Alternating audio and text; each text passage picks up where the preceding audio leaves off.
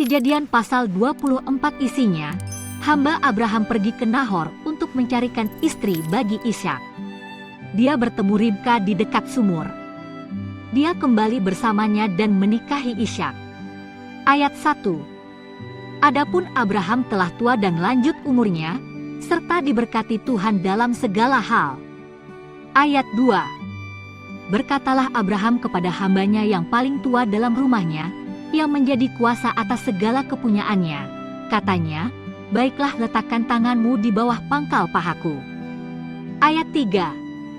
Supaya aku mengambil sumpahmu demi Tuhan, Allah yang empunya langit dan yang empunya bumi, bahwa engkau tidak akan mengambil untuk anakku seorang istri dari antara perempuan Kanaan yang di antaranya aku diam.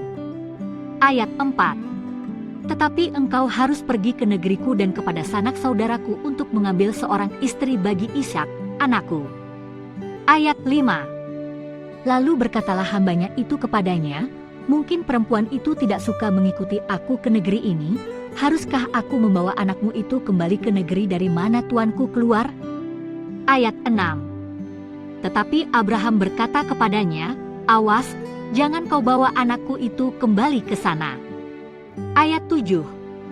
Tuhan, Allah yang empunya langit, yang telah memanggil aku dari rumah ayahku serta dari negeri sanak saudaraku, dan yang telah berfirman kepadaku, serta yang bersumpah kepadaku, demikian, kepada keturunanmu lah akan kuberikan negeri ini, dialah juga akan mengutus malaikatnya berjalan di depanmu, sehingga engkau dapat mengambil seorang istri dari sana untuk anakku. Ayat 8.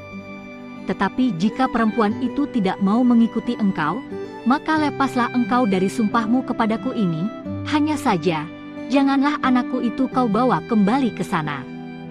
Ayat 9. Lalu hamba itu meletakkan tangannya di bawah pangkal paha Abraham, tuannya, dan bersumpah kepadanya tentang hal itu. Ayat 10. Kemudian hamba itu mengambil 10 ekor dari unta tuannya dan pergi dengan membawa berbagai-bagai barang berharga kepunyaan tuannya. Demikianlah ia berangkat menuju Aram Mesopotamia ke kota Nahor. Ayat 11. Di sana disuruhnyalah unta itu berhenti di luar kota dekat suatu sumur, pada waktu petang hari, waktu perempuan-perempuan keluar untuk menimba air. Ayat 12. Lalu berkatalah ia, Tuhan, Allah tuanku Abraham, buatlah kiranya tercapai tujuanku pada hari ini, tunjukkanlah kasih setiamu kepada tuanku Abraham. Ayat 13. Di sini aku berdiri di dekat mata air, dan anak-anak perempuan penduduk kota ini datang keluar untuk menimba air. Ayat 14. Kiranya terjadilah begini.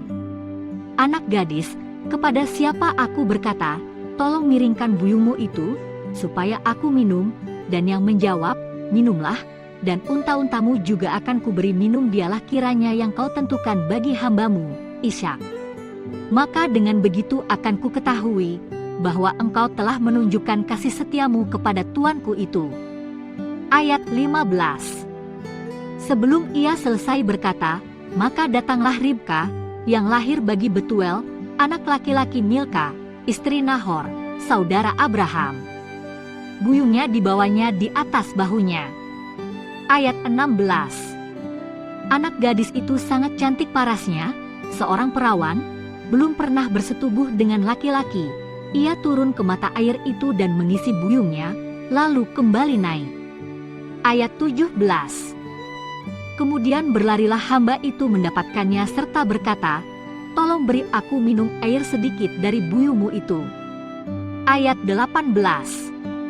Jawabnya, minumlah, Tuan, maka segeralah diturunkannya buyungnya itu ke tangannya, serta diberinya dia minum.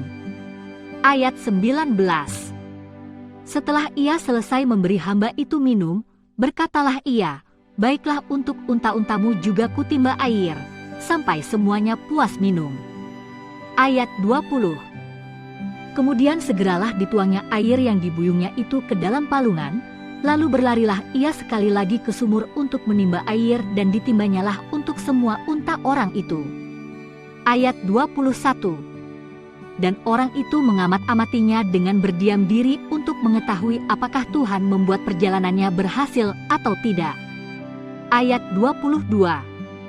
Setelah unta-unta itu puas minum, maka orang itu mengambil anting-anting emas yang setengah shikal beratnya, dan sepasang gelang tangan yang 10 shikal emas beratnya. Ayat 23. Serta berkata, "Anak siapakah engkau?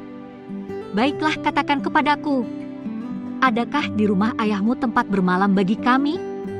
Ayat 24. Lalu jawabnya kepadanya, "Ayahku Betuel, anak Milka, yang melahirkannya bagi Nahor." Ayat 25. Lagi kata gadis itu, "Baik Jerami, baik makanan unta banyak pada kami, tempat bermalam pun ada." Ayat 26. Lalu berlututlah orang itu dan sujud menyembah Tuhan. Ayat 27. Serta berkata, "Terpujilah Tuhan, Allah Tuanku Abraham, yang tidak menarik kembali kasih-Nya dan setia-Nya dari tuanku itu, dan Tuhan telah menuntun aku di jalan ke rumah saudara-saudara tuanku ini." Ayat 28. Berlarilah gadis itu pergi menceritakan kejadian itu ke rumah ibunya. Ayat 29. Ribka mempunyai saudara laki-laki, namanya Laban. Laban berlari keluar mendapatkan orang itu ke mata air tadi. Ayat 30. Sesudah dilihatnya anting-anting itu dan gelang pada tangan saudaranya, dan sesudah didengarnya perkataan Ribka, saudaranya, yang bunyinya, "Begitulah dikatakan orang itu kepadaku." Ia mendapatkan orang itu, yang masih berdiri di samping unta-untanya di dekat mata air itu. Ayat 31. Dan berkata, "Marilah engkau yang diberkati Tuhan, mengapa engkau berdiri di luar, padahal telah kusediakan rumah bagimu, dan juga tempat untuk unta-untamu." Ayat 32. Masuklah orang itu ke dalam rumah. Ditanggalkanlah pelana unta-unta, diberikan jerami dan makanan kepada unta-unta itu, lalu dibawa air pembasuh kaki untuk orang itu dan orang-orang yang bersama-sama dengan dia. Ayat 33. Tetapi ketika dihidangkan makanan di depannya, berkatalah orang itu, "Aku tidak akan makan sebelum kusampaikan pesan yang kubawa ini." Jawab Laban, "Silakan." Ayat 34. Lalu berkatalah ia, "Aku ini hamba Abraham." Ayat 35. Tuhan sangat memberkati tuanku itu, sehingga ia telah menjadi kaya. Tuhan telah memberikan kepadanya kambing domba dan lembu sapi, emas dan perak, budak laki-laki dan perempuan, unta dan keledai. Ayat 36. Dan Sarah, istri tuanku itu, sesudah tua, telah melahirkan anak laki-laki bagi tuanku itu. Kepada anaknya itu telah diberikan tuanku segala harta miliknya. Ayat 37. Tuanku itu telah mengambil sumpahku, engkau tidak akan mengambil untuk anakku seorang istri dari antara perempuan Kanaan yang negerinya kudiami ini. Ayat 38. Tetapi engkau harus pergi ke rumah ayahku dan kepada kaumku untuk mengambil seorang istri bagi anakku. Ayat 39. Jawabku kepada tuanku itu, mungkin perempuan itu tidak mau mengikut aku. Ayat 40. Tetapi katanya kepadaku, Tuhan, yang di hadapannya aku hidup, akan mengutus malaikatnya menyertai engkau, dan akan membuat perjalananmu berhasil, sehingga engkau akan mengambil bagi anakku seorang istri dari kaumku dan dari rumah ayahku. Ayat 41. Barulah engkau lepas dari sumpahmu kepadaku, jika engkau sampai kepada kaumku dan mereka tidak memberikan perempuan itu kepadamu, hanya dalam hal itulah engkau lepas dari sumpahmu kepadaku. Ayat 42. Dan hari ini aku sampai ke mata air tadi, lalu kataku, Tuhan, Allah tuanku Abraham, sudilah kiranya engkau membuat berhasil perjalanan yang kutempuh ini. Ayat 43. Di sini aku berdiri di dekat mata air ini, kiranya terjadi begini, apabila seorang gadis datang keluar untuk menimba air dan aku berkata kepadanya, tolong berikan aku minum air sedikit dari buyungmu itu. Ayat 44.